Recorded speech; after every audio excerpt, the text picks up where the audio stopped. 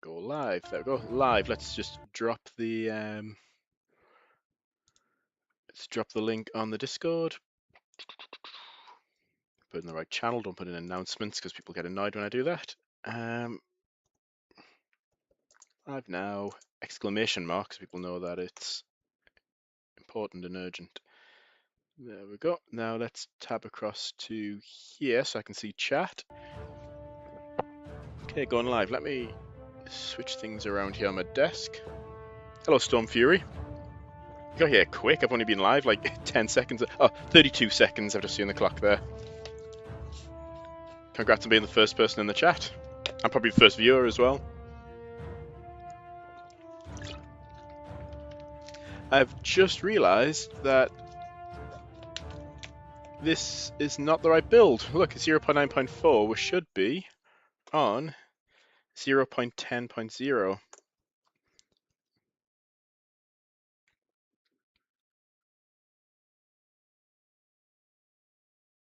Hello, Bricky Gamer.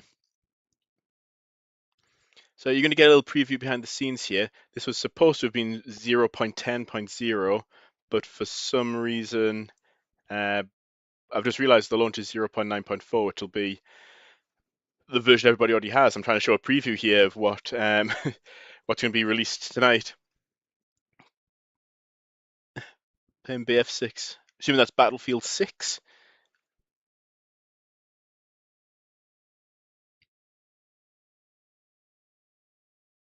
Yes, Rainbow is here. They've done some excellent work for the equations for like the debris flight and the tornado wind fields behind the scenes. Build. So let's just do a build and run. So the changes on this one, I have Rainbow may not be happy about this, but I have dialed down the wind field coefficient a bit. I just noticed when the tornadoes started to get to about a mile wide, you couldn't even get within a mile of them without getting tossed. So I've dialed that down just slightly, just to make navigating around them a little bit easier. What else am I doing? That big UI overhaul. So you'll notice that it looks less like just debug text that's been thrown on the screen and more like something you'd expect in a game, hopefully. I'm still trying to stick to the motif UI style, like that 90s style that you see in like Jurassic Park, Twister, and I believe it's also in Dante's Peak. There we go, 0.10.0, that's the one we should be on. So I've tried to stick with that style. Also, the probes are configurable, so you'll actually have to figure out the weight, drag coefficient, and lift coefficient to actually keep it in the tornado funnel. If you don't want to experiment with that, just keep the coefficients at 0, and that's just like the previous versions of the game. But yeah, let's go have a brilliant chase. Oh, that would make more sense. Fall off higher for larger tornadoes and lower for smaller ones. Yes, let me. I'm going to make a little note here. I've got pen and paper on my desk. So, scale fall off inversely with radius. Inversely proportional to radius.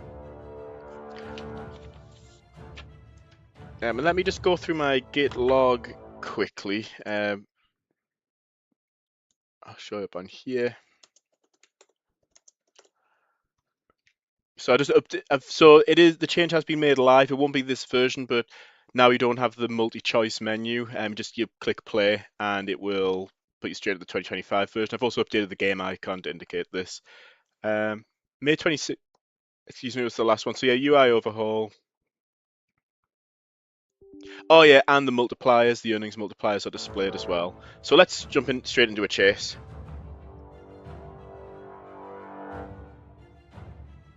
Yeah, no, I didn't want to make it too high, otherwise, yeah, if you have a smaller tornado, you have to be really precise in your placement, or you're not going to get anything decent. Oh, okay, we've got 4 skips.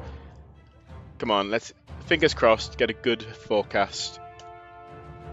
Okay, 2,000 to 3,000. That's very good. EHI is 5.4 to 8.9. I think that's worth chasing. Alright, so you see new UI here. I think it just looks a little bit more complete. It's not just text on a screen now. And then when you tab, this looks more like a user interface. So if I find any minor bugs, we can just patch them live on stream, and then we will get an update out tonight. So for configuring, you just press E, and then you just use your WASD keys, so W and S to scroll up and down. You can change what you're recording. You can change the weight, and then the drag coefficient is how much lateral winds will affect it. So how much it's going to get pulled sideways. I can't remember what I had to use. Let's just stick these both to 1 for now, and lift is how much it wants to lift up into the air. So at the very least, you get more airtime closer to the tornado. But the thing is, every tornado is different as well, so the parameters which work for one don't work for another. It's kind of like the same struggle we had in Twister, having to figure out the right weight. And I guess essentially what they did is increase the lift and drag coefficient by adding the Pepsi cans on top. Can't remember if I've probably mentioned this on stream before, but I used to actually make replica Dorothy sensor props back in, I think it was 2021, 2022.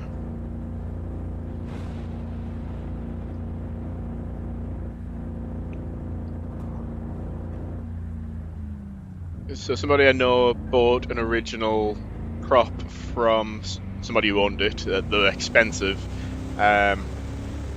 Also got one of the only known actual prop of a .3 sensor, the cube ones as well.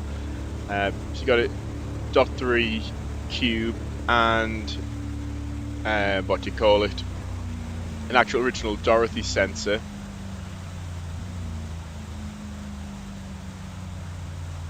And he was kind enough to send me the close-ups of the circuit board. So then what I did was redesign the circuit board so it could be printed more cheaply, and also sourced all the components and then built it and tested it.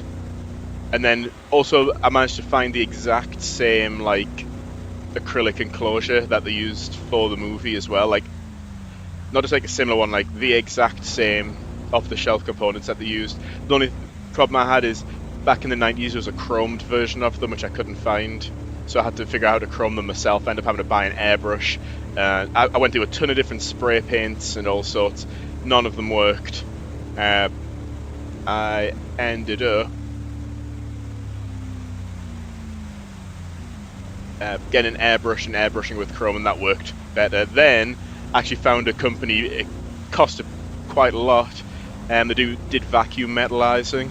So I sent them off, and they vacuum metallized them and shipped them back. It cost I think it was a couple £100. They did do me quite a good deal.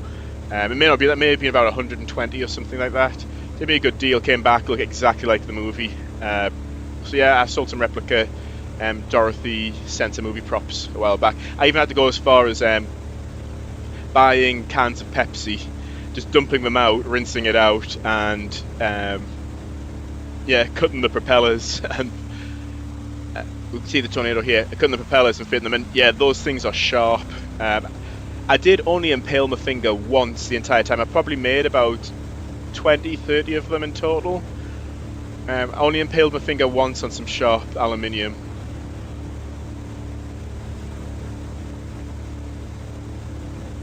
Which I think is quite good considering how many I made. But I am kind of itching to make some more. I just don't really have the space to do it.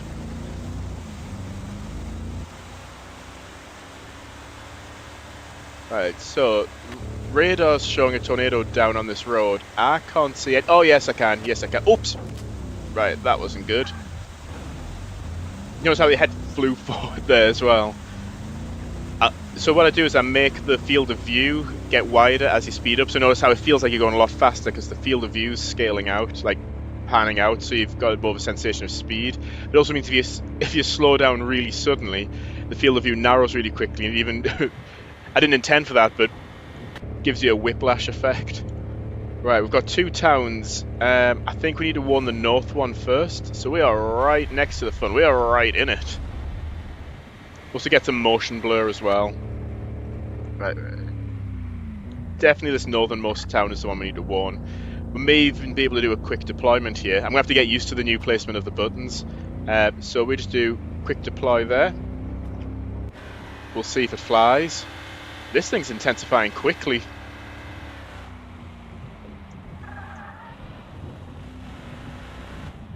And also I'll show on the data page quickly, just while we're going towards there. We see our multipliers here. So you see our earnings multiplier is already ×2. Yeah, it's heading straight for this town. We're going to have to off-road.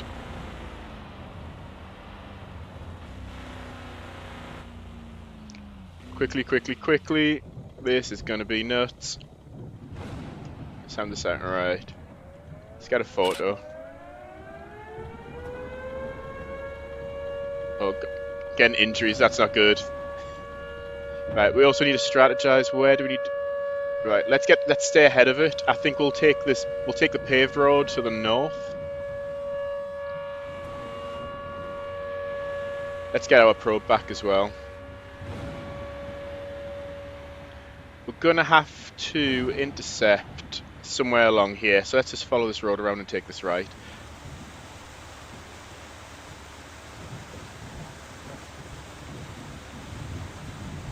Also, one thing I've done is I've changed the default zoom, so when you first load into the game, the map's not zoomed all the way out. Oh, one second, I'm just on... 1 second, my daughter's just knocking at the door. 1 sec, let me just pause the game.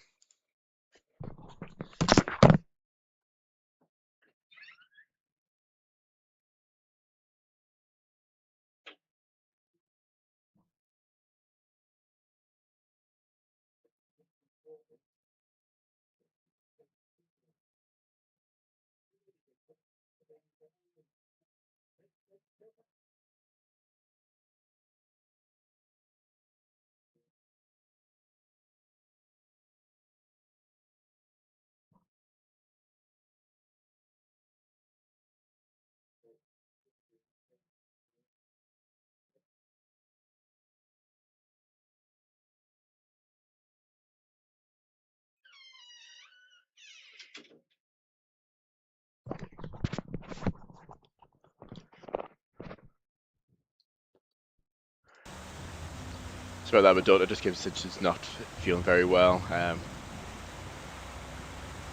She hasn't touched her water. It's a hot day here in Newcastle today, so I got a big cup of water, put it next to her bed, and she hasn't touched it. So it's like, make sure you're drinking plenty and make sure you go to sleep, because it's 9:30 at night here right now.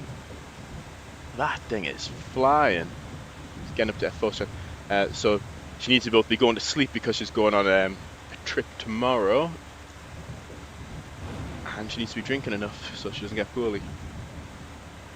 We're getting 15-mile-an-hour tornadic winds all the way out from here. Right, this is going to have to be a quick placement.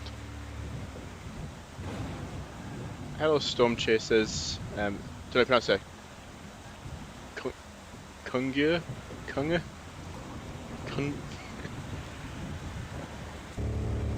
Apologies if I'm not pronounced that correctly. I don't have encyclopedic knowledge of correct pronunciation of every possible word and name. Right, let's deploy here, I think. Ah, grass has disappeared. Hopefully it comes back.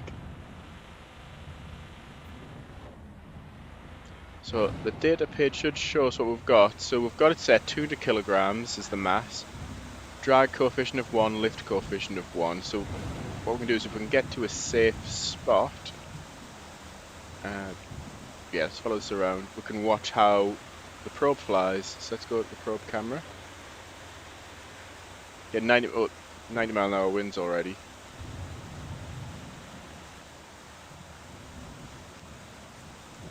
If it's darker, does it indicate strong?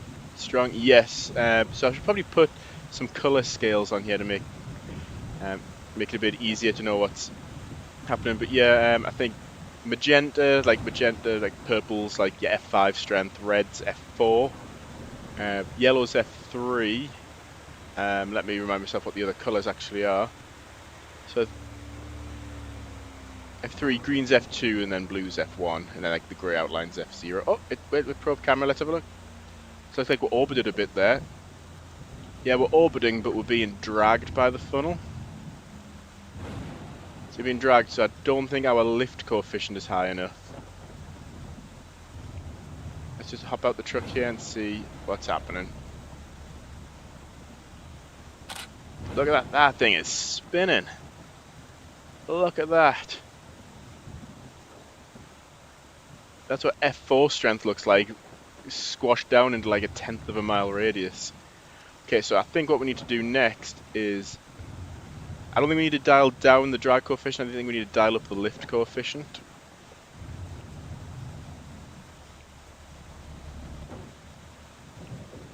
So let's do a quick recall, and I'll just... How are we doing on data, actually?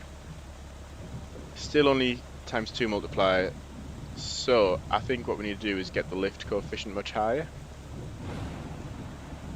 Right, now let's strategize. Okay, it's turned to the north.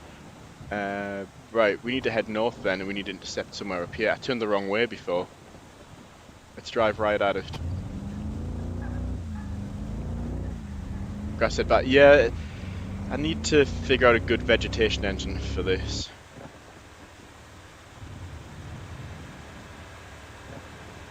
Wait. How do I keep missing the roads? Right. We need to be over there. Right, south, and then we're going to go east.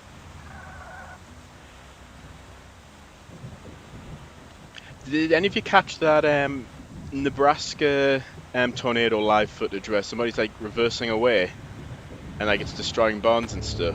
I felt that was like the closest real life footage to kind of like the experience of chasing in this game.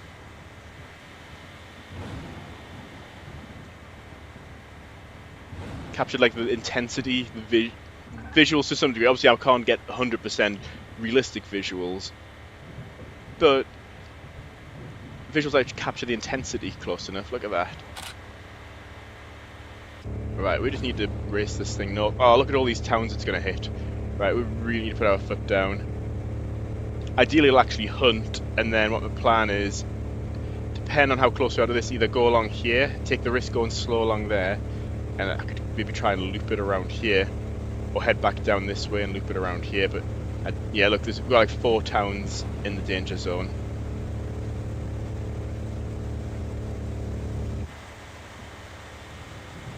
And our only choice really is to off-road. I think it's going to take too long to go around this way, so we're going to have to get in front of it and then off-road, and hope it doesn't hunt while we're off-roading, otherwise we're finished.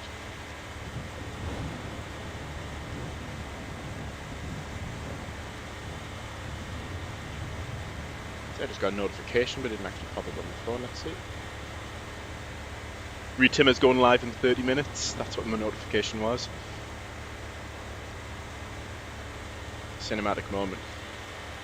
Yeah, one thing I like about the game is it does unintentionally create cinematic moments, which I really like. So I'm going for fun, followed by visuals, followed by realism, always in that order. Okay. So what we need to do now, I'm going to zoom the map a little bit. Whoa, don't go off-road too much. Actually, this is a good time to redeploy. Right, we're going to deploy here, and now we need to go north, and we need to warn that town. So I want to aim so that I'm closer to this intersection, because we can warn them quicker if we stay on the paved road rather than taking the dirt road. I'm just worried because that thing is gaining on us very quickly. Oh, there's some stuff. Something got shattered. I can't quite tell what it is from here. It looks like, based on the shape, it looks like a house. Looks like the roof of a house. Oh, it's curving away from the towns. I think we'll still warn it though, because these can be very unpredictable in the path. So we'll warn that town, then we'll go up here and we'll warn these towns. Right, we should be close to that. Oh, perfect, landed right on the intersection. Let's warn this town. Let's check on our probe as well. Probe camera. We're getting dragged, but still not getting lifted. So we could kill 2 birds with 1 stone and make it like 50 kilograms lighter and increase the lift coefficient again.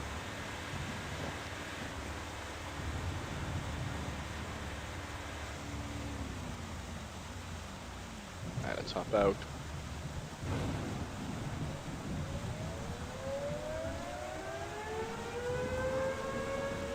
Right, let's do a quick recall. Right, we've got three trailer parks side by side. We need to try and warn all three. And the max speed is only 50 miles an hour.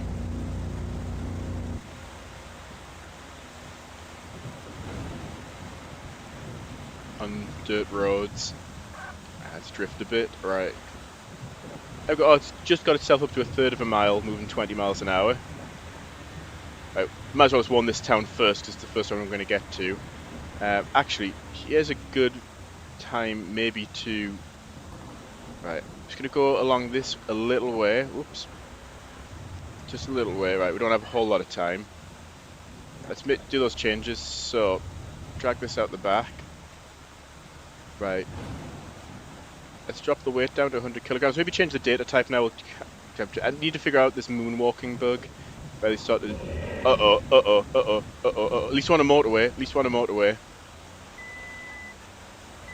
And I can drag it away from the towns now.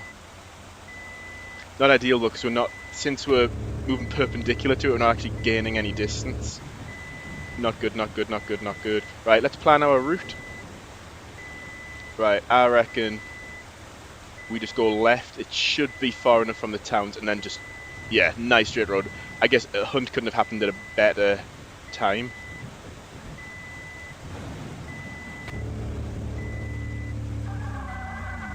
Where is it? I can't see it. There it is. It's got some F5 strength in there. Where's the road? It's catching really quick. No, we can see dust. That's not a good sign. Quick recall. Do another quick deploy. Let's see how this flies. Right, I can just hammer it all the way along here now.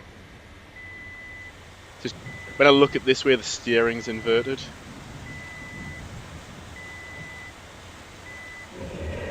Okay, it stopped. Which means those towns are probably in danger now. Which way is it moving? Yeah, I need to warn those towns, which means we need to take the hilly route. Not ideal. Look how fast it's moving. It's still moving 30 miles an hour, which doesn't sound fast. It's heading straight for that town. And I've got to take this stupid hilly route.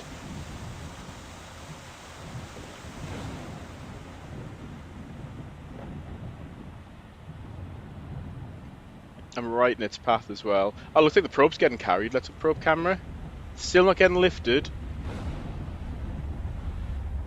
Yeah, we're getting our injuries. Oh, well, I'm right in the path here.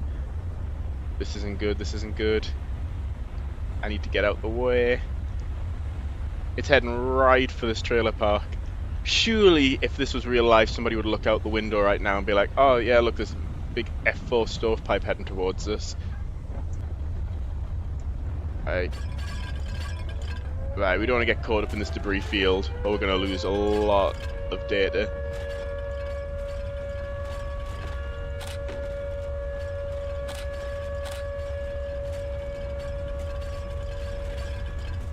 Let's try and get back on the road. It's going to take this one out as well. 2 lives saved, okay. We're restoring our... what's it called? Our rescue score a bit. But we haven't really given them much in the way of advanced warning.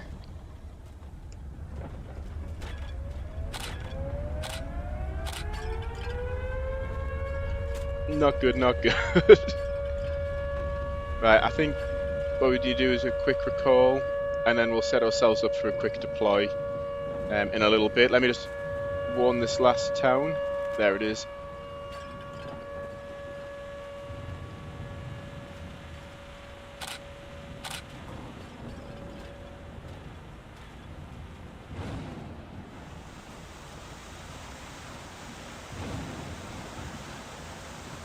About EAS. So there's some legal grey areas in regards to EAS. All EAS really is data transferred using frequency shift keying, technically speaking. So when you hear that blah sound, what you're actually hearing is it's shifting between 2 frequencies really quickly. and those two frequencies are just ones and zeros, and they map. I don't think they use the ASCII alphabet. They map to something else, which then translates into text. So it contains all like the counties, the warning text, and so on. And it's sent 3 times, so they can do like error correction on it. But you're not allowed to imitate AAS tones. But there's nothing about frequency shift keying, so if I use different frequencies or different timings, does that still count? Right, we've got a good one to deploy on the rightmost flank, so I think right about here. How am I doing on data as well? Okay, I think we'll change the data type. We've only got ×2 multipliers. Right, perfect. Right, as long as it doesn't hunt this time. Right, I've got the weight down to 100 kilograms. Definitely needs more lift. What does this go up to? Set it to 2.5. And let's change from temperature. Let's collect pressure data this time. I'll just use this little motorway here to skip. Now let's see, is there any other towns? We've got these, but they're quite a way off.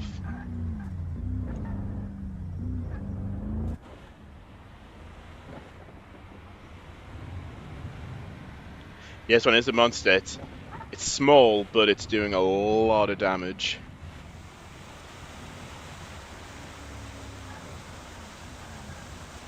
Maybe we'll go for another intercept as well if that one doesn't take. Let's look at the probe camera. Okay, we're getting pulled. It's getting pulled, but it's not getting lifted. We needed to get right into the core. So these are the trade-offs you need to consider. Do I keep trying to make it light or make it get lifted up?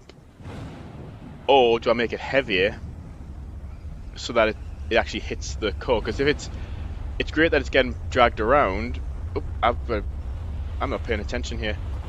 It's great that it's getting dragged around and staying somewhat within the vicinity of the tornado for longer. So we're getting more samples, but we're stuck in that F1, F2 range. So I think we need a heavier probe and dial down the drag coefficient and massively dial up the what do you call it? The lift coefficient. So I couldn't think of the name of there.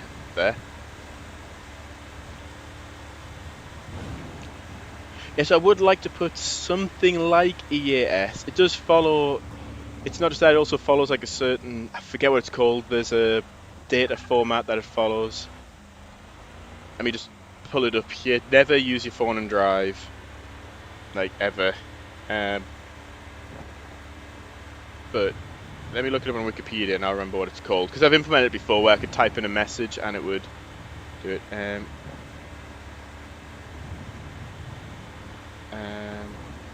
Go from an emergency alert system. Yeah, what's it that it uses?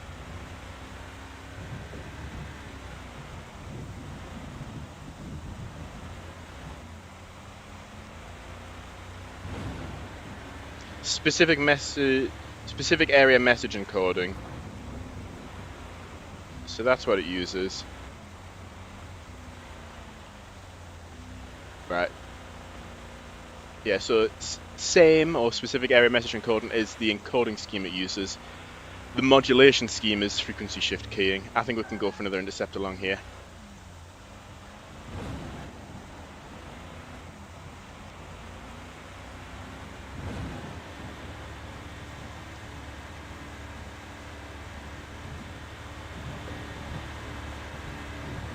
Right, it's turning this way as well. I think right about here. And I think let's do my idea. I'm gonna make this thing weigh a ton, literally.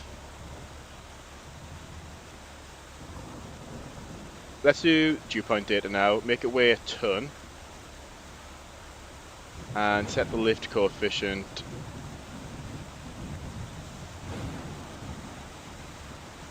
to 5. I need to fix this moonwalking issue. It happens as well, like if you open the menu, anytime the menu's open,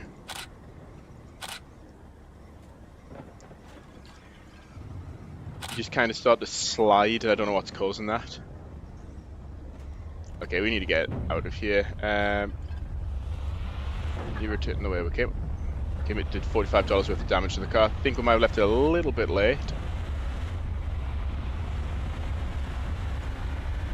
Yeah, also, if it looks like it's more debris than on previous streams, there is, because we've got this debris limit. I've got it set to 750. I don't want to risk setting it to 1,000. And also object density's max, so there's more objects to get broken up. And I've increased the limit for how much debris can be in the game, which is why I think visually it's looking more cinematic now as well. So if you're on a lower end system, you can dial that right down.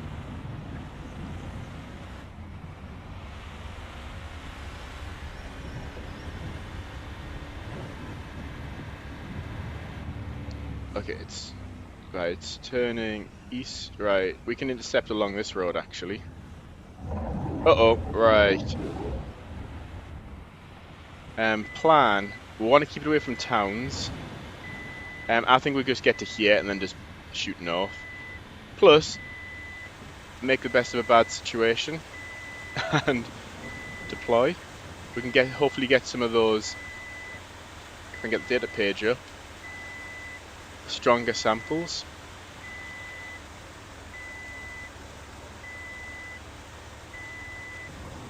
Something higher than F2. Yeah, if we look at the probe camera now, yeah, we can see we're getting F3 strength now. It is still, I think we need to dial that drag coefficient out so that if we dial the drag coefficient down, it means that the lift won't kick in until higher wind speeds, which is what we want. If we have too high of a drag coefficient, it means lower winds, so weaker winds, can move the probe, and we actually only want it to move when the stronger winds get to it.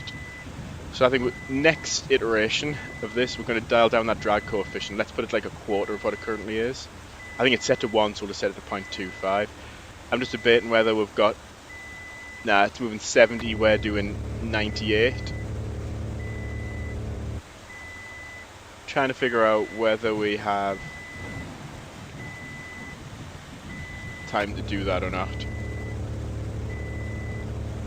It's hot in our heels.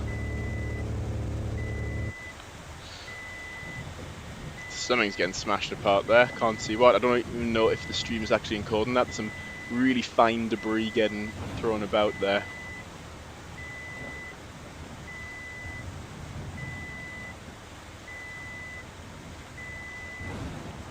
Still chasing us, 71 miles an hour. We need to stay away from towns. Data, how are we doing on data? Okay, we're getting some good multipliers, but we need to get into those. Look, it's F5 strength. We need to get into those F3, F4. We'll do quick recall, quick deploy. I reckon, you know what I reckon? It's slowing down. Look, it's slowing down. We do quick recall. Right, let's do this quickly. Quick deploy. And then we're going to drop that drag coefficient right down. And we said to 0.15. There we go. Still heading this way.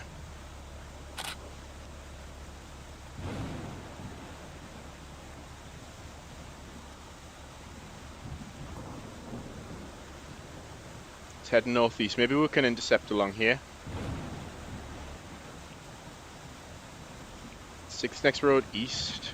We'll head towards those motorways and we'll go for another intercept. Look, we've got F5 and look, it's getting subvotes in it. Do you want to see those lovely cycloidal marks?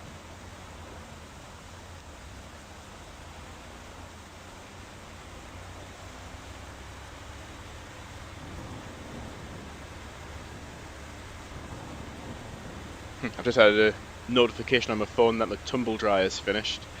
Just got a new tumble dryer recently. The last one, it was leaking water, and then it was like midnight, and I went down to put like a towel in front of it because it was still leaking water, and it smelled of burning. So I was like, no, that's it. We've had this tumble dryer long enough. I'm not risking burning the house down for the sake of a couple of £100. So we got our put a new tumble dryer. But it's fancy. It has Bluetooth and Wi-Fi, and it sends me. I can start and stop it remotely, and I can. It sends me a notification when the drying is done, which is cool. But it really seems like one of those completely unnecessary features. Like I didn't need it. It just happened that the cheapest model that they had in the store was also one which had Wi-Fi. Right, we're safe here. Let's watch this intercept from the probe's point of view.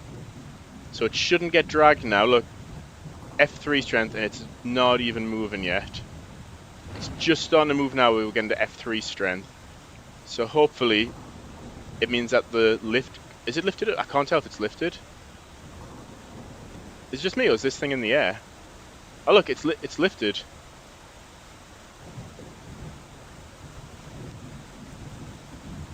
So we got some more data there. Okay, we've got the 4 times multiplier, so I think we can start cycling through the other data types again. How am I going to get in front of it? Oh, it looks like it's about to go off the map. Unless we head towards the centre of the map, or start a new chase day with a new forecast. I might do that. Let's just try and get as much data as we can. Oh, it's smashing something up. Oh look, it's collapsed that overpass in front of us. Oh, it's collapsing this one, let's be careful. Don't drive under partially collapsed overpasses, not recommended. But yeah, they're getting smashed up as well.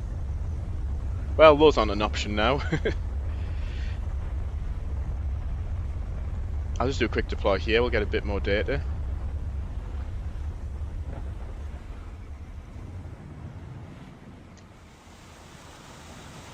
So that's about to go off the map, so I reckon we cash in, buy some upgrades and chase another day. So let's go data. So we've got our multipliers here, so not bad. Let's analyze. $25,000, that's decent. Let's go to the upgrades page. Okay, we don't want to add ballast to the truck yet. Probe upgrades, increasing the sampling rate is worth it. I think we'll do that. Then if there's anything left over. Right. Let's go back to the main menu. We'll start a new chase with a new scenario. But look at that, that's a beaut.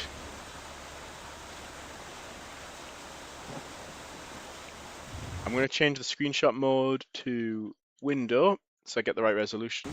There we go.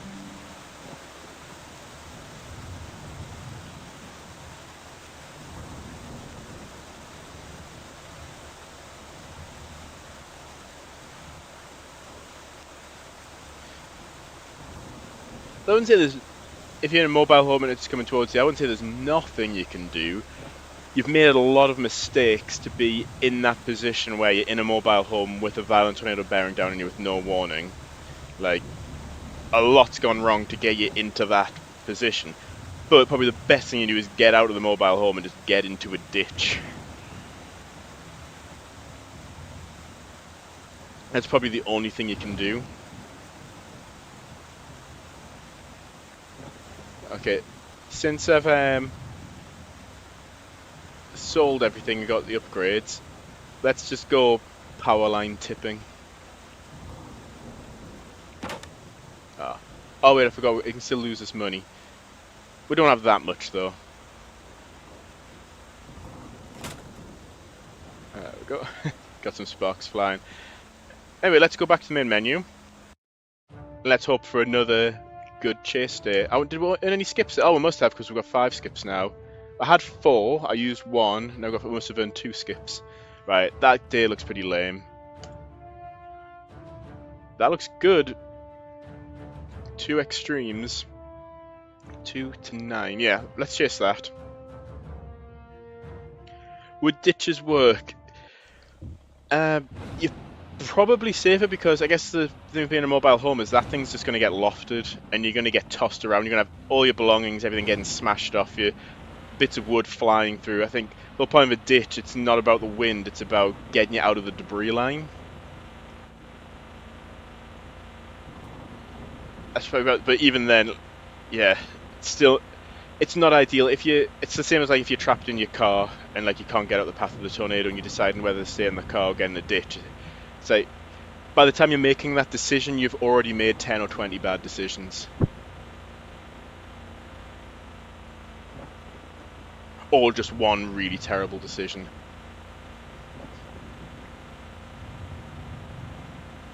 And then ditches.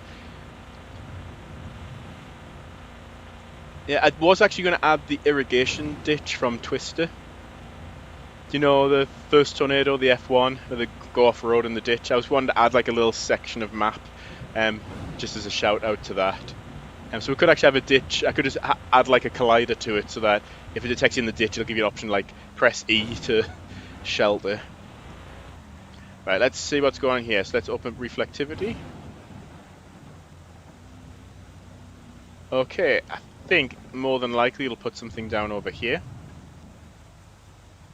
So let's hope for good. Oh yeah, let's just follow this road. It'll bring us right under the storm, exactly where we need to be.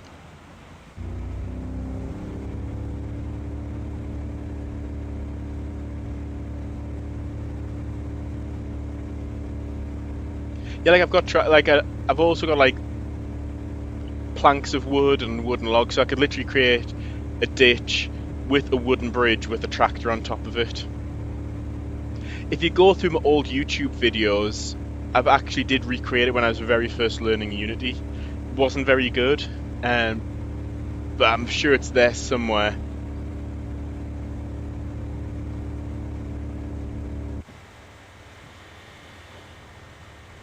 See, it looks like we've got a very connected road network here. This is going to be a good chase. Just the road network itself is going to minimize off-road and keep the pace of the chase very high. I had a dream that the game was in multiplayer. I really want to make that reality now. Thankfully, with things like codecs, getting multiplayer, it's going to be difficult, but nowhere near as difficult having to manually code everything myself and all the little mistakes here and there. Right, there we're starting to get our couplet on the radar now. Oh yeah, I can turn velocity off because we can see the wall cloud there. Let's turn off velocity. We can see what we're doing. Actually, let's get a rough idea where it is on the map. It's here.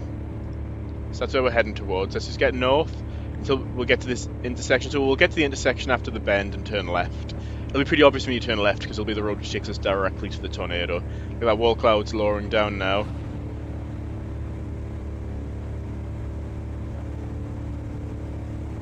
And yeah, I do want to. It's not as easy just adding multiplayer. It's like every item and interaction in the game then needs the logic for multiplayer. So you gotta know like which player can actually modify that item and how do you synchronize that with other players. It's like trucks, you've got like the enter-exit controller, but for remote players you don't want to load in the same truck asset because then the local player is going to be able to interact with it. Then you could potentially have two players interacting with the same object, and that'll create all sorts of headaches. So, yeah, there's a lot of thought which goes into multiplayer. I remember one of the developers of Outbreak said that you really need to be thinking of multiplayer from the beginning, and understand that. I've kind of gone against that advice, mainly just for speed of iteration. I can at least get a solid single player out first rather than potentially a multiplayer game which never gets released.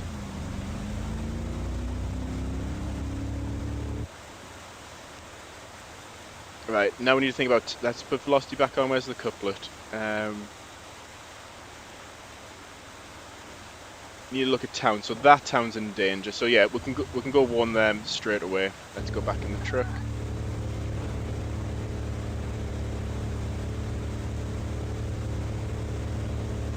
Right, we need to take the next left.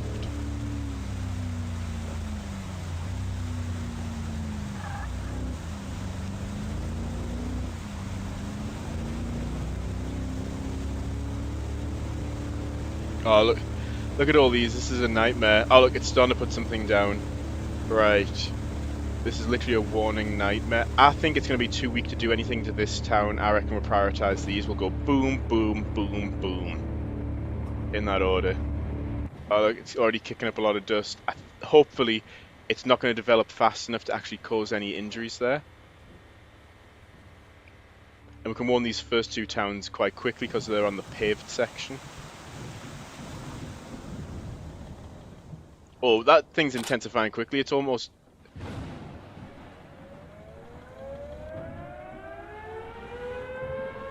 That's intensifying really quickly. Let's warn the next one.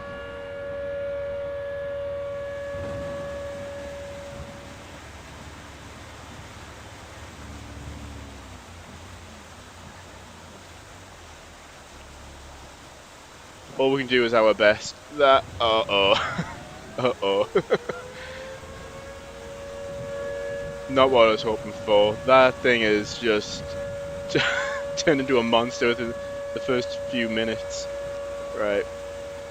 All we can do is give them warning. as much warning as we can. There's no remote warnings in this version of the game. You have to do it the old-fashioned way. Which I don't know if the old-fashioned way was ever manually walking up to every siren and pressing the start button. But you know what I mean. Oops, no, don't reconfigure the probe. I need to get in there. I need to be heading east. It looks like this last one's going to take the brunt of it. This one here. Also going to be the town, coincidentally, which gets the least warning.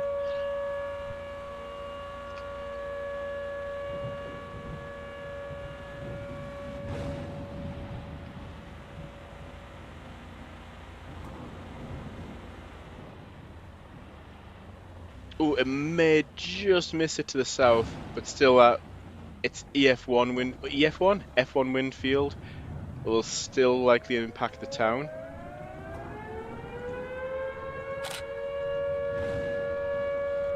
Right, now we need to start thinking about an intercept. So I think we'll go north slightly.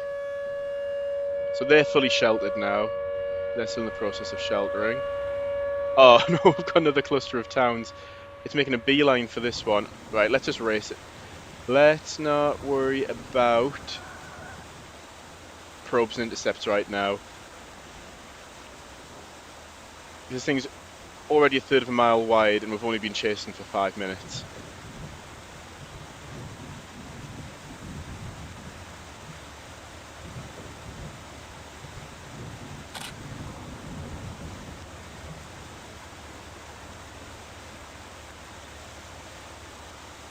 Right. We're going to have time. We're just going to have to make time.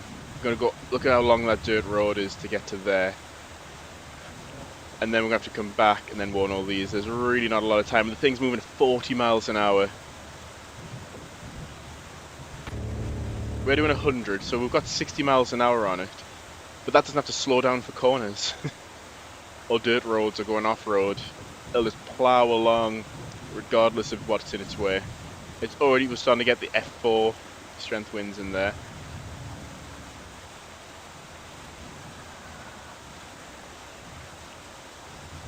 Oh no, look at that. 0.4 of a mile wide already. You know what?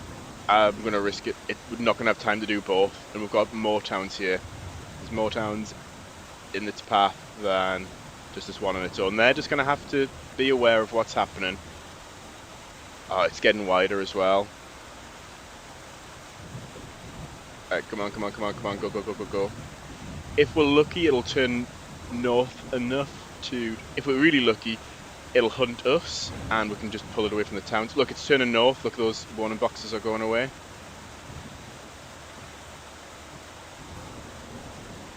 Look at that thing, man. What an absolute monster. Getting some power flashes there.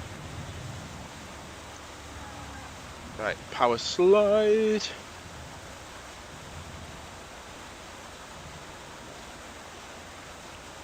Oh, this is painfully slow. Oh no, it looks like it's turning east again. Right.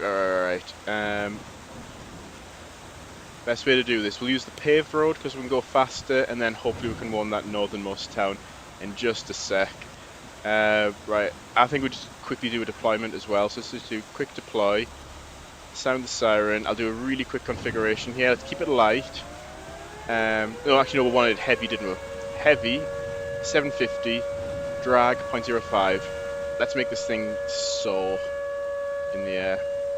Right, and we don't have all day. Look at that. Not even half a mile wide yet. You know what? I think the northernmost town's more likely get hit. I don't think that easternmost is really that much at risk.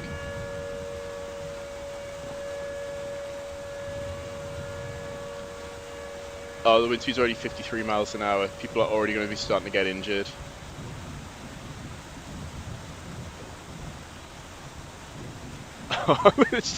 It's filling up the camera, like you couldn't see nothing but tornado funnel in the camera. Run, run, run.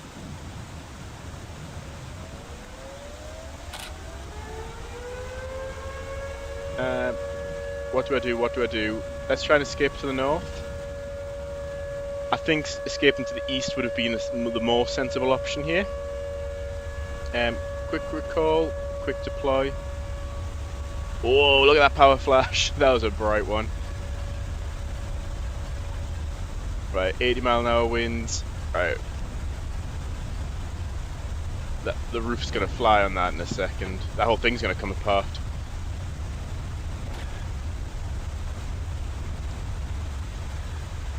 We've got a motorway, but I feel like if we go on it, it's going to collapse. So let's just take the next road.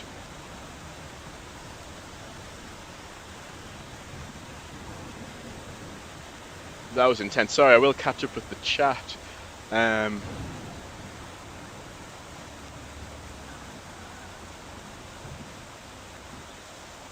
Looks like it's not getting budget. I think I need to, right, what we'll do is we'll just stop here.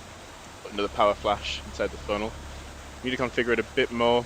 I think that lift coefficient needs to be much higher. I didn't make it so you can press and hold it. I'm trying to use 2 fingers here to increase it as quick as possible. 7. Maybe bump the drag coefficient up to 0.1. Let's change the thing. Right. Where's our intercept point? It's turning more north.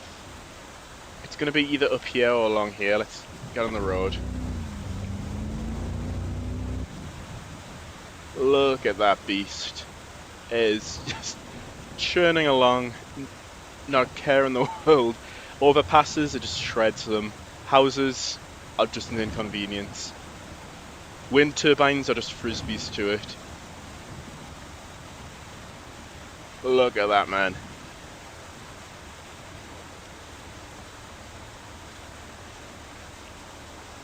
Hello, Neon. Sorry,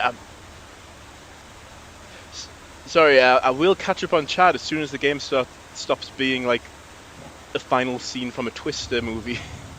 Right. I think we need to go east a little bit here. Sorry, west. North, south, east, west is more of an American thing. We don't tend to use them here. Our road network resembles spaghetti so much that north, south, east, west don't matter because the road's going to go all those directions. Quick deploy. Right, I may have trapped myself in its path here. Right, let's escape to the east. Oh no, there's a town in the way. And my only way to get there is off-road. Well, that's what we're going to have to do. Look at that. It's gone up to half a mile wide now. It's half a mile wide. It's going it's only going 20. We can do 37 and we can outpace it. It's risky, so we need to be heading northwest. We need to be heading straight for that intersection, that corner there. And we need to warn that town. How's the probe doing? Oh, look. We can see the eye of the tornado.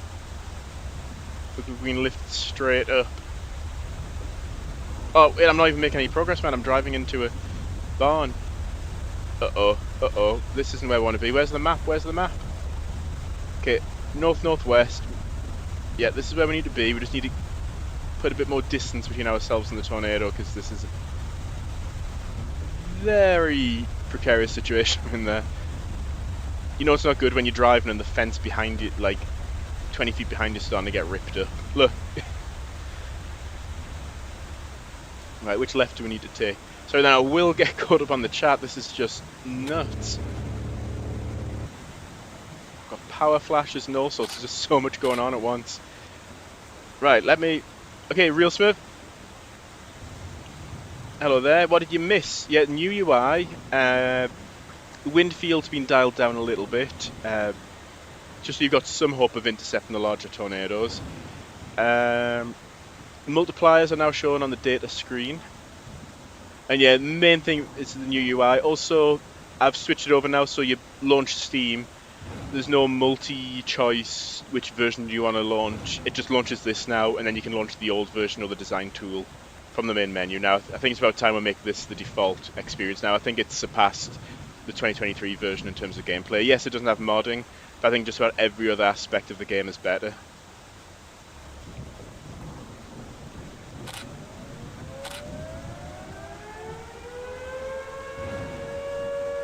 Right, looks like... How much data do we get? Let's see how we're doing on data.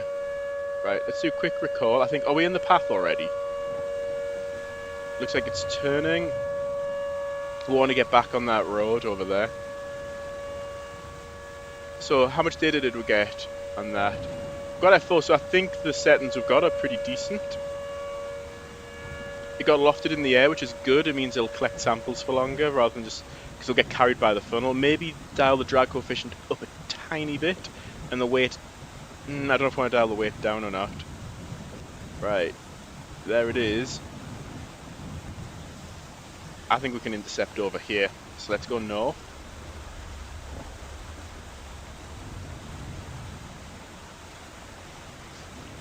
It was nice the other day. I was testing some stuff out. What was it? It was the power lines. Uh-oh. Right, let's stay away from towns. And we can actually even bait it away from the towns. Right, let's just do a quick deploy because it's going to be coming this way anyway. But yeah, she came up while I was working on the power lines. And she was just laughing at all the items getting thrown around, like all the blades off the wind turbines and the houses and cars. She just thought it was hilarious. I thought she might have found it scary because she does. So I was worrying. I was like, is there a tornado going to hit the house? And one time she came up to our room late at night. We live in a townhouse, so there's 3 floors. She came to our room in the middle of the night. She's like, I had a dream about a tornado and I wanted to be up as high as possible. Which I think it's good thinking for a young child to think, oh, I need to change the height that I'm at, even though the instinct was wrong. You want to be as low as possible for a tornado. But the fact she even thought about that in a half asleep state, I can't impress her as thinking that much about it. Yeah, but she's at the age where she finds tornadoes scary. Hopefully with the game I make it a bit less scary, because to be honest, in England we don't have to worry about violent tornadoes. Like the last possibly classified as violent was the Manchester tornado. I think it was equivalent of an EF3. And that was 2005 I think. Let's bump the drag coefficient up and then we need to get going. I think gain on us fast.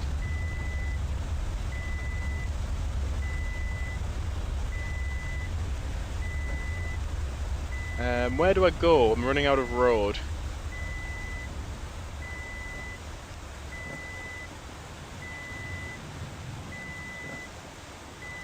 I think we go left and then... Yeah, oh okay. Right, we're lucky. We are lucky. It's decided to stop hunting us. Let's watch it from the probe camera point of view. Okay, it's getting some F3 samples. It looks like it's... If we zoom in on the map, we might be able to see it. It's following the tornado funnel. Let me just hop out of here. I'm going to hop out, hide the hood, and we can kind of just watch this thing just churn across the map.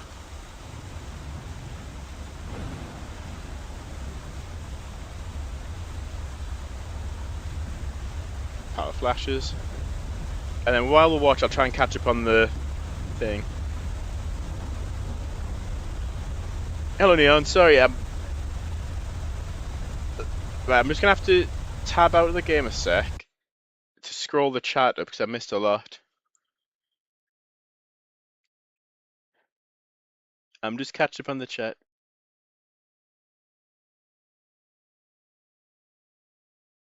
Okay, cool. So apparently new Call of Duty is going to use Panini projection. Yeah, just watched it. I had a YouTube video just recommended about how, like, something like why games don't look like the same as real life or something like that. And it's to do with like how the field of view works. And I just mentioned Panini projection, and I thought, actually, yeah, because I noticed when I did like the wide field of view, it didn't look great. Well, actually, looking at its speed here, 96 miles an hour.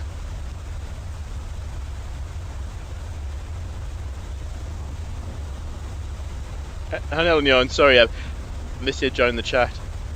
I'm glad you like the UI. I appreciate that. I've been trying to clean up the UI because I'd take screenshots and give it to ChatGPT, and it'd be like, yes, that looks less like a UI and more like debug text. So I was like, okay, help me improve it then. So what I was able to do, I give it screenshots in game of the current UI, then send it the sprite assets which I use for the UI, and said like, use the image generation to generate something. So it came up with some stuff, and then I kind of tweaked it to match the game a bit better. And then it yeah, kind of went back and forth, and that's how I got this design that we see here. For this, what I did is I told Codex, I just said, look at what I've done for the main gameplay UI, and then just match it, and it did. So I think I just heard. One sec, I'm going to keep this on that view. I think I just heard somebody call out. One sec, I need to go again.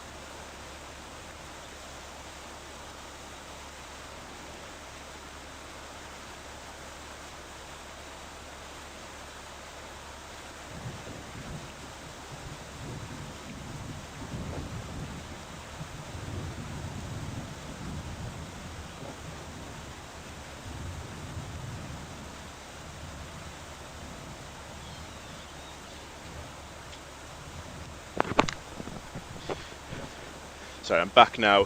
My daughter's just really struggling to get to sleep. It's like, so for context, she usually goes to bed around 7 o'clock. It's now 10:15, and she's still not asleep. My wife's just got in though, so she's gonna hopefully help her get to sleep. But yeah, we're just worried because she's going on the trip with was it brownies or rainbows? I forget which one it is. Tomorrow, and she has to get up early for it, and she's going to bed like 3 hours after she goes to sleep. So that's not a good recipe for a happy day without tantrums. So we'll see how things go. Anyway, let's catch up on the chat, and then I think we'll start another chase.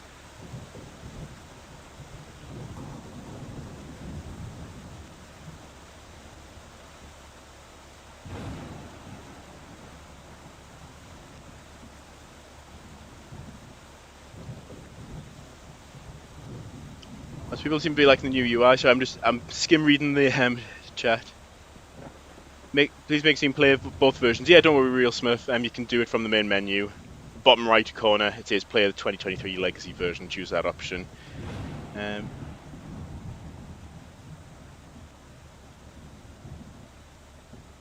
Oh, you got copyright strike. What from? Is like music or something? Because I know they can be quite strict about that. Yeah, field of view changes based on your speed. I think was it you who suggested that in the last stream? Because I mentioned about motion blur, and mentioned. I think it was you. Wasn't you Real Smurf who mentioned about field of view as well? Yeah, so I've incorporated both, and it gives you a much better sense of speed. Then as you slow down, it gets narrower again. So yeah, let's see how we did on data there. Even though it was a more intense tornado, we spent more time warning towns. Let's just analyze the data here. Cache that in. 7,000. Not great, not terrible. Upgrades. Yeah, no real upgrades to get.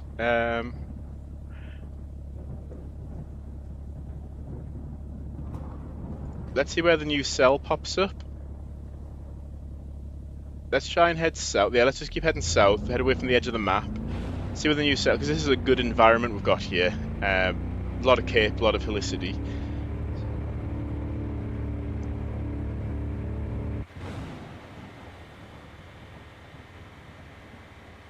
I'm using a few images. Oh, that's really annoying. Like, I think Continue's such a small channel, relatively speaking, compared to the big hitters. It's not like you're going to be making like tens of thousands of dollars based on copyright infringement. It's like an image, I'm guessing, for like a thumbnail or for some comparison somewhere. It's not like you're just blatantly ripping other people's videos or music and just directly profiting from them. Like, it should be an argument for fair use there. I know YouTube are quite stingy about stuff like that. Like, they'll just hand out punishments because I guess they don't want to be stuck in any sort of copyright, trademark disputes or anything like that.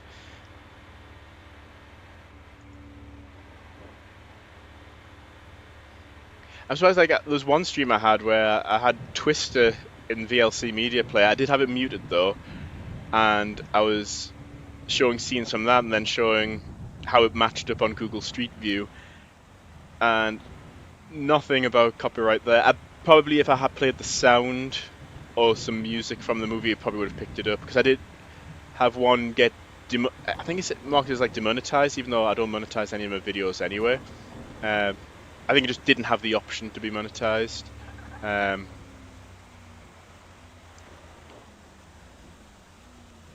Because yeah, I put like the Twister soundtrack on in the background while I played Storm Chasers once.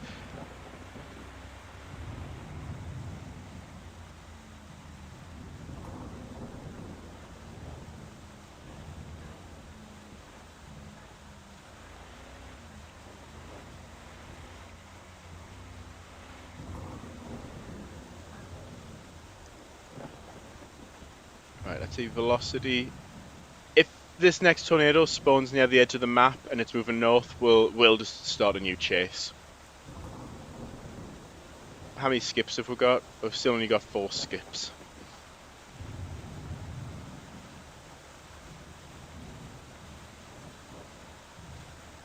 Oh, it's the 13th anniversary of El Reno tomorrow.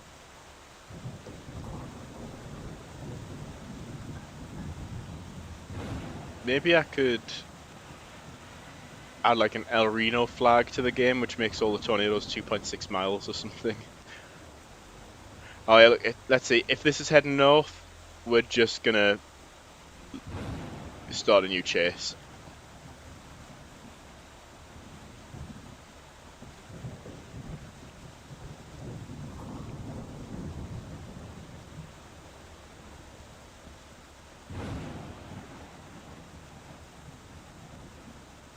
It's gonna be lakes, rivers, and forests. Yeah, it's just getting the time into design each of them, because it doesn't sound like a lot. Each tile's 500 meters by 500 meters, but it's actually a surprising amount of space to fill and design in the editor.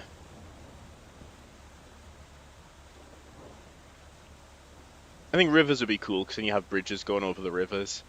Plus it makes it difficult to off-road. I think, is that heading off the map? We'll zoom right in, put a mouse pointer in the middle.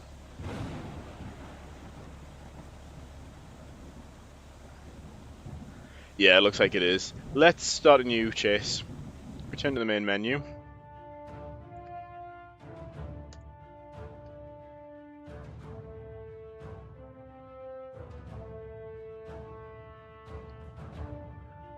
Oh wow, those are 2 different extremes. 0 up to 12. The tornado's going to be very sensitive to where it is on the map. I think skip though. See, that's about what we've already had. Let's skip again. Skip. No, okay, let's use the last skip. Hopefully something good.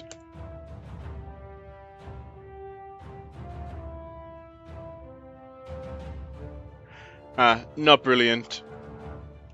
Let's use the little cheat sheet.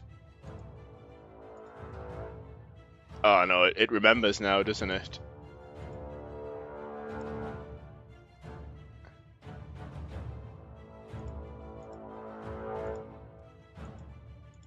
Oh,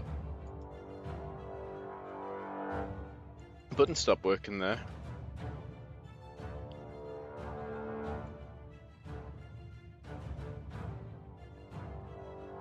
Okay, I'm showing you a little bug which I don't know about. You can't click sandbox mode again after doing. Looks like the colliders kind of. Well, not colliders, but whatever detects the raycast from the mouse is a bit off after that. Oh, come on, I want something cool.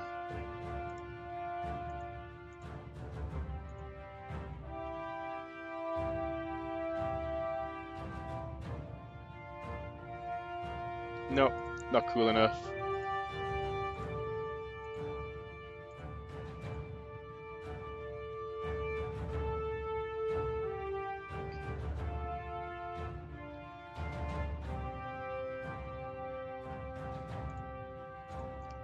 So bear with me here. Let's get a good scenario to chase here.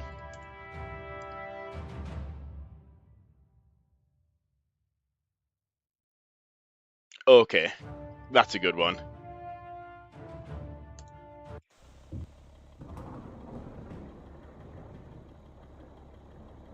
Sorry, 13th, not 30th. 13th. It was 2013, and it's 2026.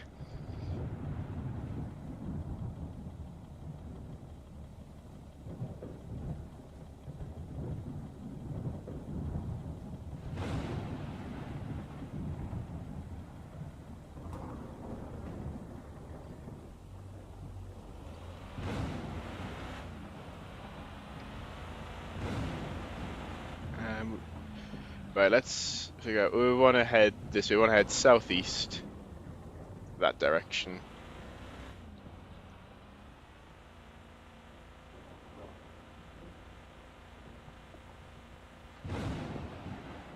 Add modifiers. So the last game had that where you could like multiply the radius of tornadoes. So you had like the normal size, and then you could multiply it by like 2, 3, 4.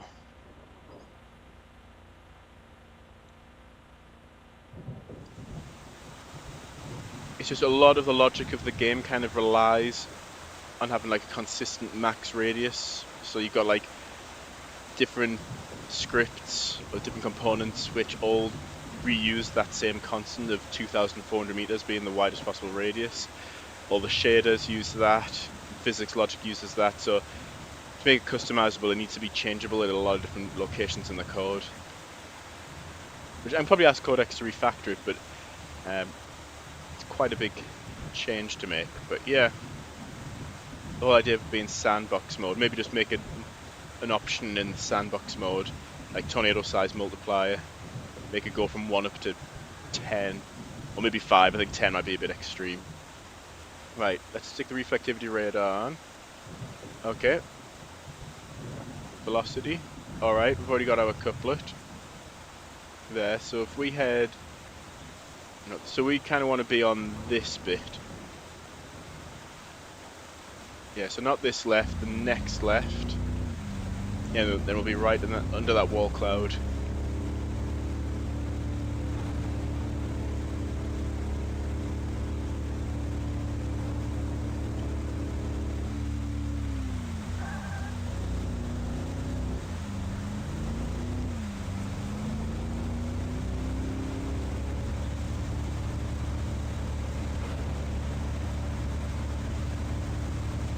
Yeah, like having like buffs or something like that. I forgot to add that.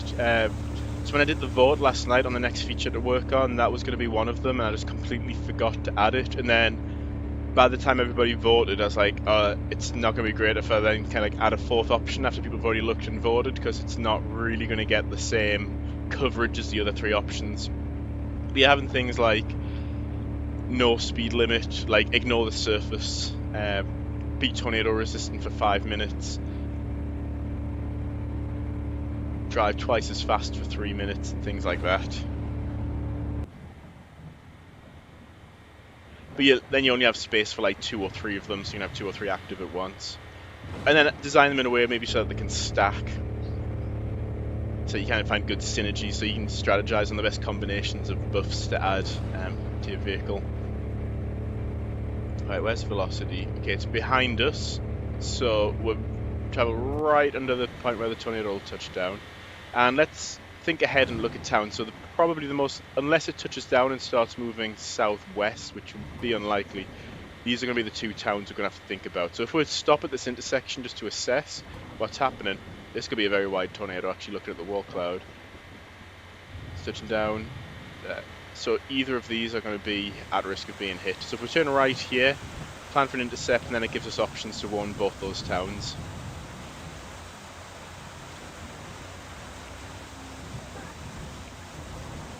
Let's have a look. It's shown on radar, but not visually yet. It's not strong enough to be kicking anything up. Oh, I'm just about to see some dust swirling at ground level. See it? Oh look, this one's heading more northwards. Look at that. It's heading more this direction. So to warn them, we're gonna have a bit of a drive. We're gonna have, right, I think, right, changing strategy.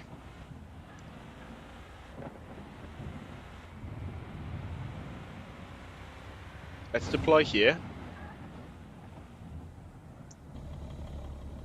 There it is, coming down. Ah, that's not very good. I don't know why I took a photo there. Right, let's think. What worked well? I think set it to a ton, drag coefficient to 0.2. Actually, no, I think it was better with a lower drag coefficient, but get that lift coefficient up to about 5, I think.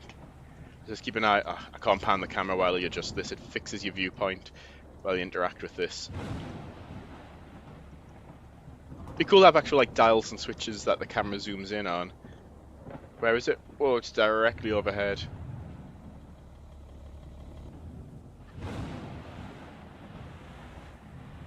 Right, let's head north. We can use this motorway to bridge across, and then... Oops. Missed my turn. Bridge across to that side of the map, and then we can start warning them. I think we're right in the middle of the tornado right now. Let's do a quick recall. That way we can just gather data while we drive. I think we're driving through it. It's not quite fully condensed yet.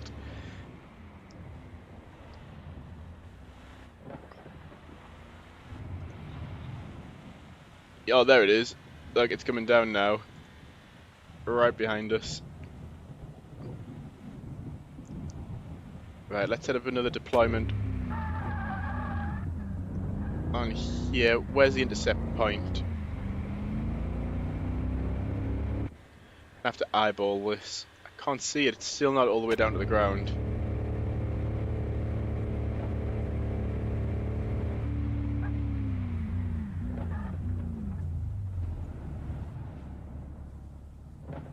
There it is, but it's not quite fully formed enough to probably get us much data. But let's just keep making progress towards those towns so we can warn them if we need to.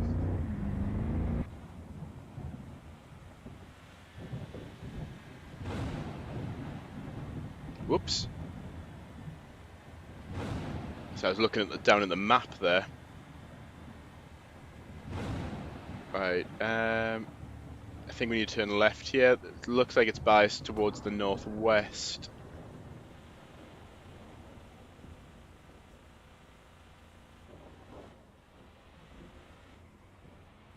Is the probe capturing anything? Getting some F1 samples, but not much.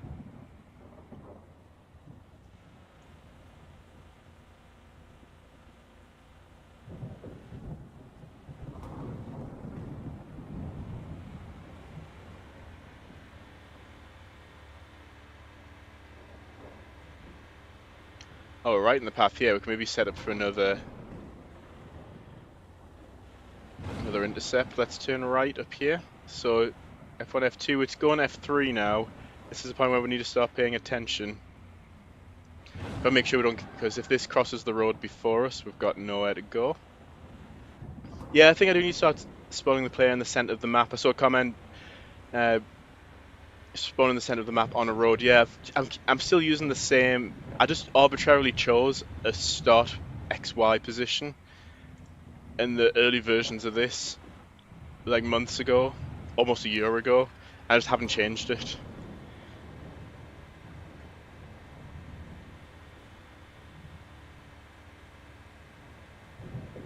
Yeah, I think spawning more towards the center of the map rather than the bottom left quadrant. Right, then let's have a look at this thing. So now we've got a bit of a stovepipe going here. Plus $220 scraping the truck body across those boulders, whatever you want to call them.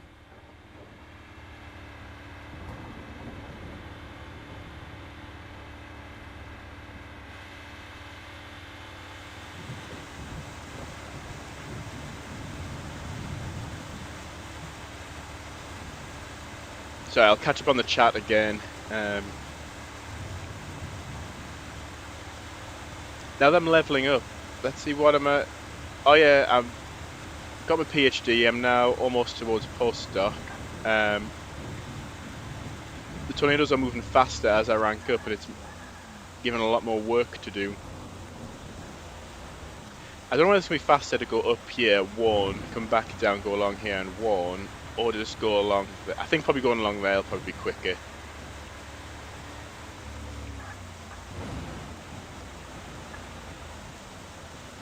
Here's got a little stovepipe here.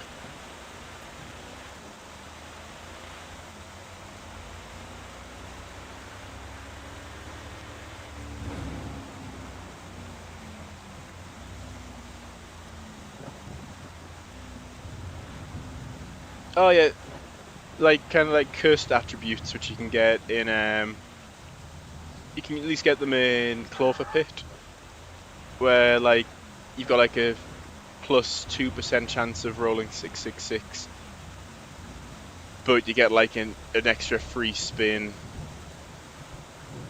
of the what do you call it, power-ups.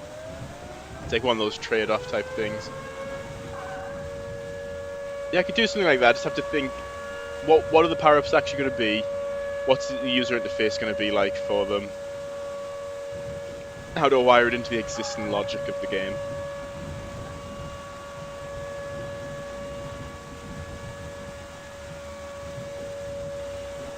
Hello, Sierra Johnson 1129. You'll be able to choose where you will spawn, so if you can spawn where they think turns will be greatest. Yeah, probably should add that.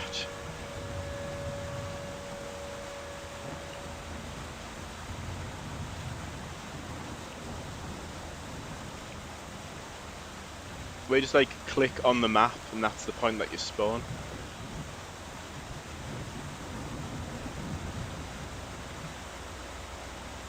It'll have to work slightly differently though between sandbox mode and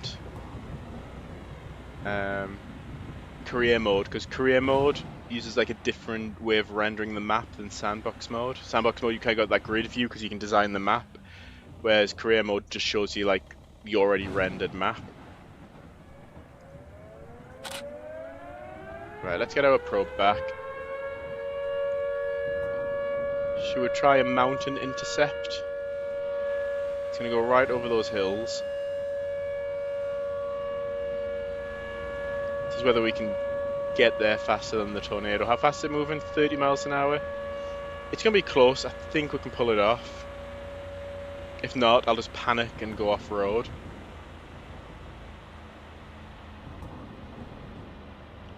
We'll give that town plan. Everybody's sheltered now, so that town's about to get absolutely pummeled. Right, let's do a quick deploy here. And then, yeah, I may need to go off-road slightly. One life saved already. Okay, how close are we to our postdoc? 80% of the way there. 84, this is... I guess this is good in a way. This trailer park's getting torn up.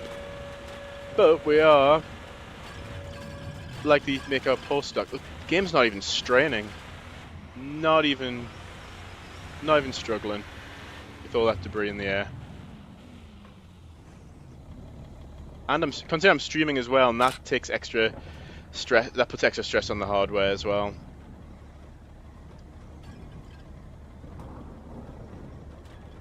we get any data off that? A bit, not much.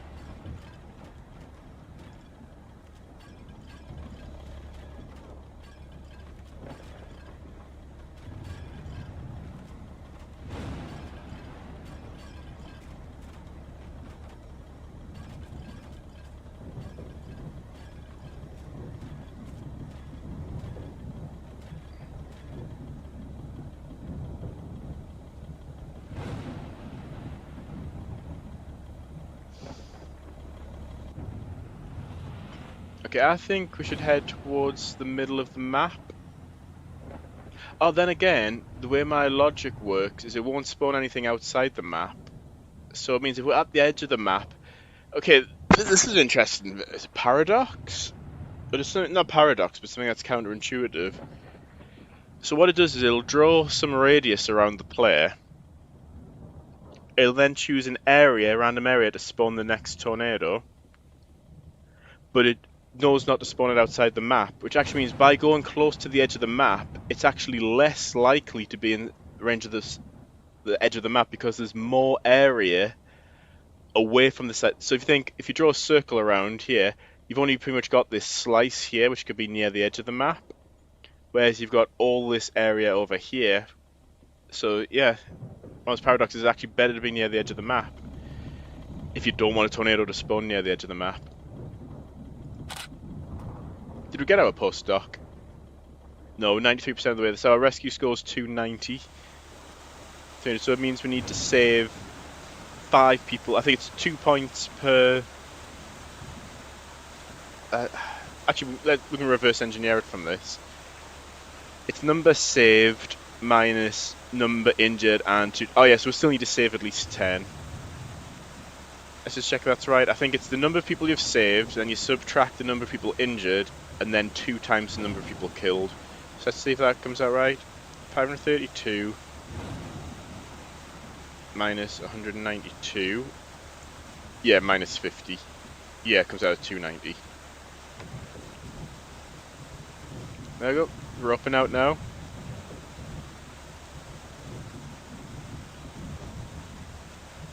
Watch that ES scenario video about an AF6. I think I know which one you're talking about, actually. Let me see if I can find it. It's been a while. If I did watch it, it probably would have been 5-6 years ago.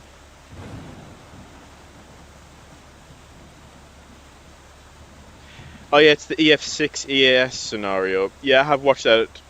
I'm just pulling up now on my phone. Oh, 36 minutes. Did I watch all this?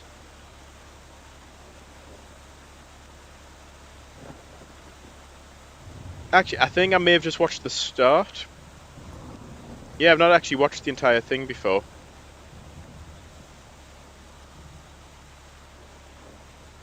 You talking about the video by MC Chap?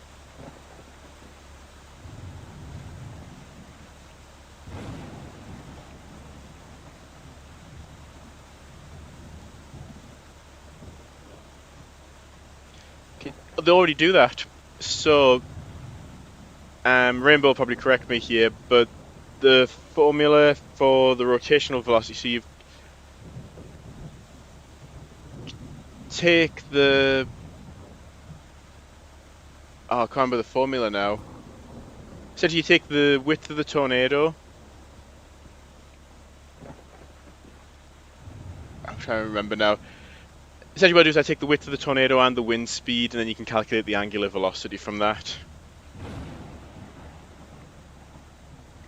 Let's see, angular velocity from radius and speed. Divide the linear speed by the radius, yeah. To get us at omega. Yeah, so if it's 300 miles an hour, so what's that in meters per second, say? So 300 miles per hour in meters a second. 134 meters a second, so let's just say 134 meters per second. And a tornado, let's say, has a radius of 100 meters, say, so 200 meters wide. Its angular velocity would be 1.34. Is that radians per second?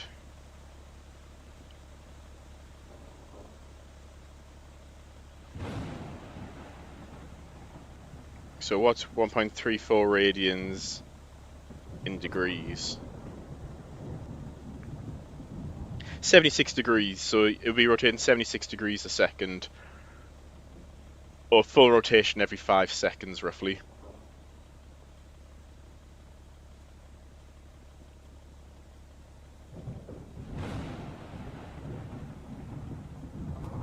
Yeah, it's in radians. Yeah, which is luckily in the shader when I was I tried a custom shader to do this, um, to populate the density.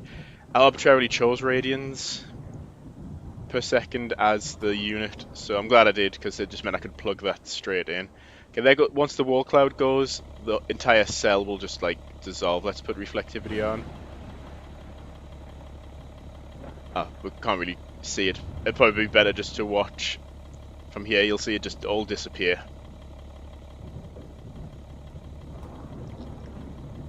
So that hopefully we get something which moves more east and we can chase it right across the map. I can't remember what I set the default map size to for career mode. I think it's 30 kilometers. I need to check. I feel like I need to make it wider. Velocity. It looks like it'll be up here. Let's head north. Turn the headlights off because it's bright enough. Looks like if anything does form, it'll be up there.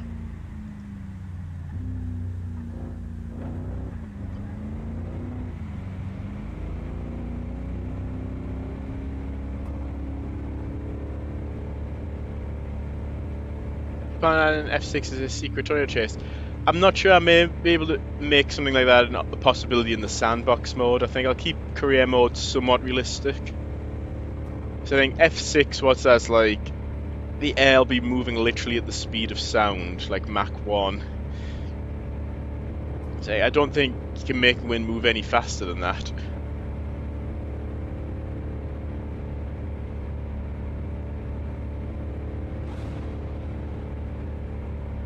Okay, good, the vegetation's decided to come back.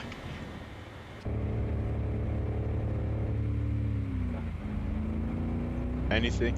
One thing I like about these as well is you can see it, because it takes a few seconds to switch between radar modes. So the fact that it toggles, sometimes before, since you just clicked the velocity button, you had no idea whether you were turning velocity mode on and there was nothing there, or if you just toggled it off. Okay, looks like it's going to be here on the left, so hopefully it's not moving northwards too much. Hopefully we get more of an eastward motion in this one.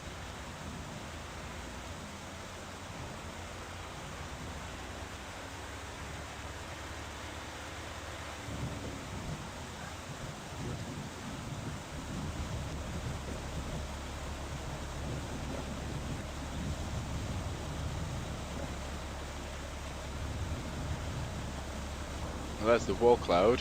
Right, let's think about towns that we may need to warn. These are a possibility if it heads more north-northeast. We've got the, oh yeah, pretty much no matter which direction it goes from here, some town's going to be endangered.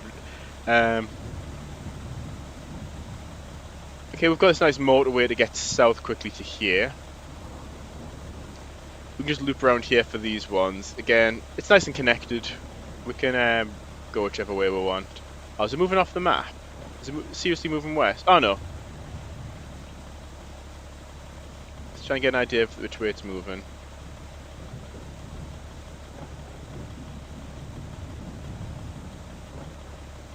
Is it moving away? I hope it's not moving west. I think it's moving west. If it is, we'll start a new scenario. It's a shame because that wall cloud's spinning like a top.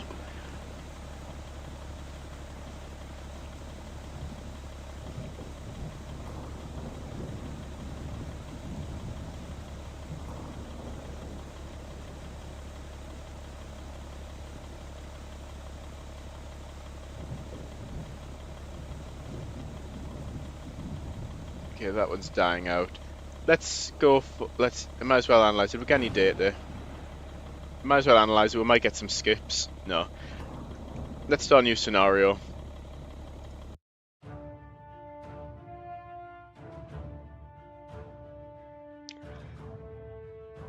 There is a formula you can rearrange it, but you can either take a wind speed and find out where it would be on the F scale, or you can take like an F rating and find out what wind speed it would require.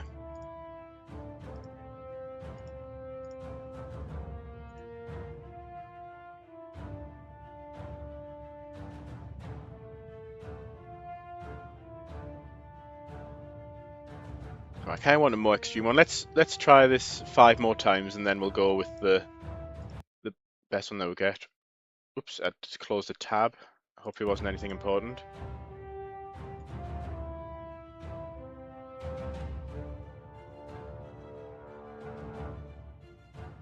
Oh, wow. Yeah, let's go with this one. Right. I don't know whether we should head south and along here. Yeah, it looks like the core's developing around here.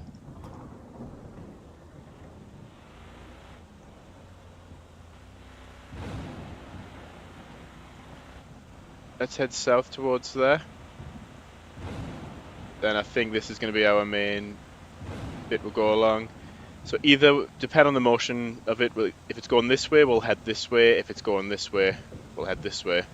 We'll just stop this intersection and watch and see what happens. We're head west. That way. Let's get the lights on.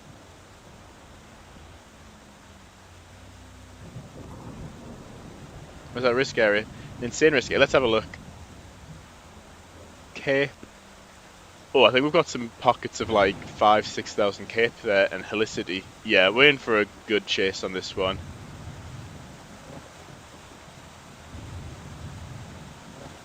I just had YouTube pop up again.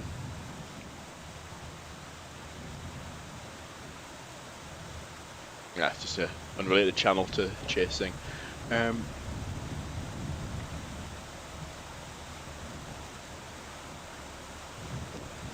Have I got velocity radar on? Yeah, I do.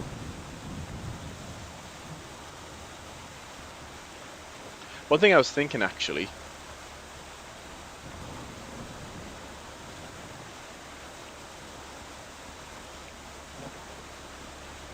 Right, please don't go off the map this time. Please be heading like north or northeast. Or northeast, preferably straight east. Okay, I think that one is, okay, we need to go north. That's west.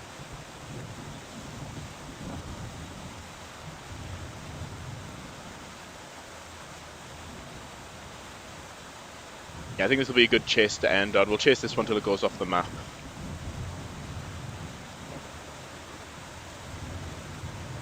Take this cows. Well, $410. I think I'm the worse off from that interaction. Okay, there's the wall cloud. Right, let's turn the velocity off because we need to plan our route. I think if we can get here, quite connected.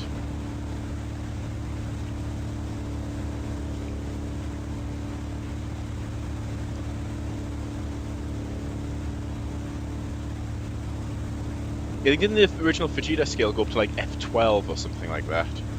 Like mathematically, I don't think there was descriptions for each one at that point. Like there wasn't any sort of damage, but it mapped like different wind scales used, like in different countries. It kind of correlated them all together, and like the F scale went for like F12 or something ridiculous like that.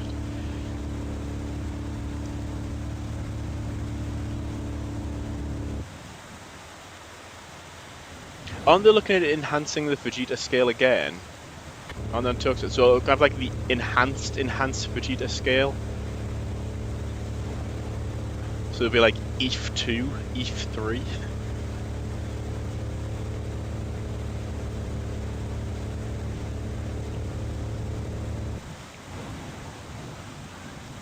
Okay, the tornadoes touched down. Can we see? Oh yeah, there's a debris cloud.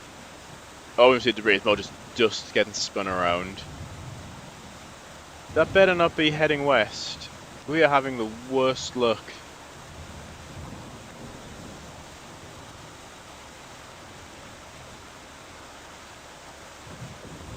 I feel like it's curving towards the east though.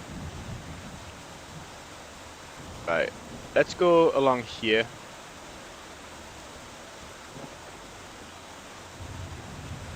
Look how quickly that's touching down and intensifying, though.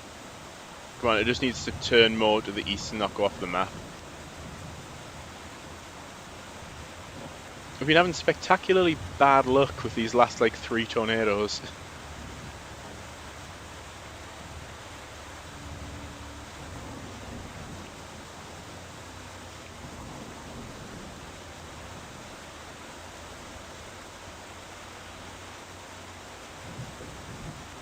Right, let's just wait where we are. It'll quickly enough. Oh, that looks like a really nice tornado as well. Look at the contrast in the lighting there. You've got like the light a bit of the funnel down here, and it gets nice and dark right towards the wall cloud.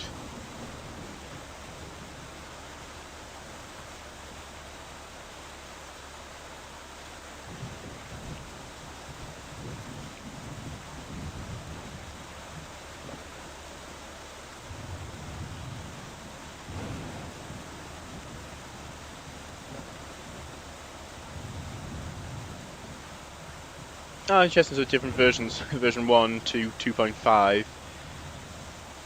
And 3. Like, isn't this wasn't the most recent EF5 the partially because it threw like a what was it, like a container from a freight train? Even though I don't think that was an official damage indicator, but I think they still used it.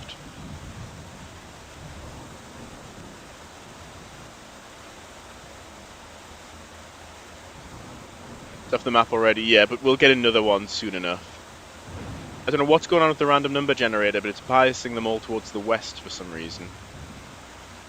I don't know if I just try and get somewhere like here. Why don't I try that? Get as far away from the edge, even though there's that paradox, because if I move here, there's more of a chance of it spawning here, whereas from here, there's more of a chance of it spawning over here. Someone can run the numbers, not me.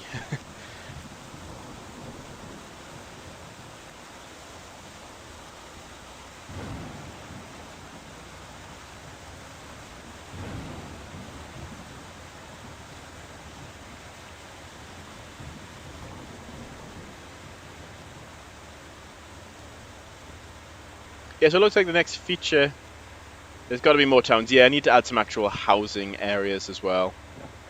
I even bought an asset with like pre-destructed buildings, but it's like these are buildings which are already like derelict and falling apart, but I want to see if there's like clean versions of them, so I can kind of swap between them. Yeah, it looks like the next major feature I'll be working on is the scenario scripter editor type thing. So I'm thinking it'll just be a CSV file, so people can just edit it with Excel. And if you don't have Excel, you can just edit it with a plain old text editor. The idea being is that you'll just give each tornado an ID, and then so imagine each column. So you'll have like tornado ID, timestamp. It'll just be in seconds, and then like width, height, not height. I guess width ratio. What else would you need? Like wind speed, direction, ground speed, etc. And then you just type in what each of those values should be at each of those timestamps, and the game will automatically interpolate between each of those. So if you've got like historical data on like tornado motion, tornado size, you could actually, depending on how much effort you want to put into it, like script like a historical tornado and have it be in the game. And then I'll make them shareable on Steam Workshop as well. And then we can share like historical tornadoes, fictional tornadoes.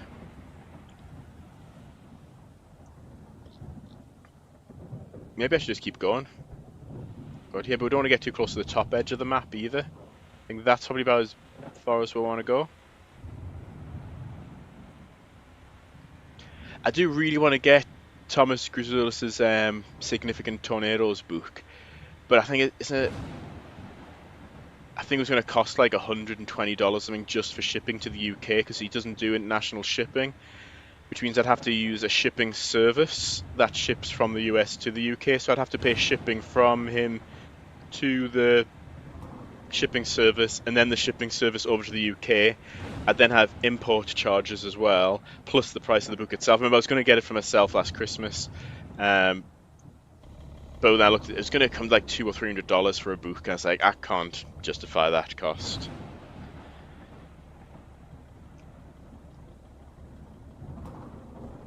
Storm Chaser Daniel Shaw's just gone live.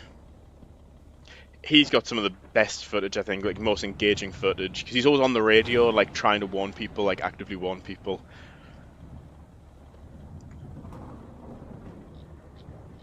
Reflectivity, is this storm going to die out yet? Oh, is this the next one? This might be the next one. Velocity. It'll likely be in here somewhere. Come on, we just need something which... Okay, we're going to have to head west again. We just need something which doesn't move this direction. Okay, let's configure our probe. I've got a chance.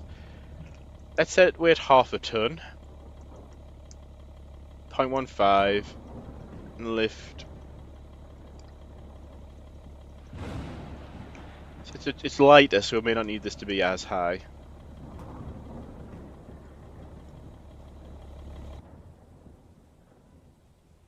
Yeah. Oh, there we go.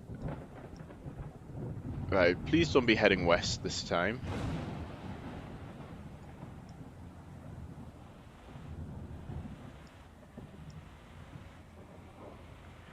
Don't know if the random number generator keep generating things near the edge of the map and moving off it. This is like the 5th time it's happened in a row.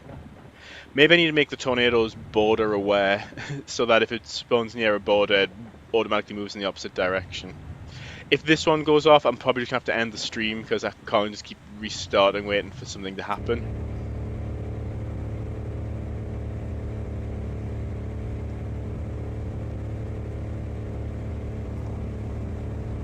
I do need time to push this update as well. So let's see what happens.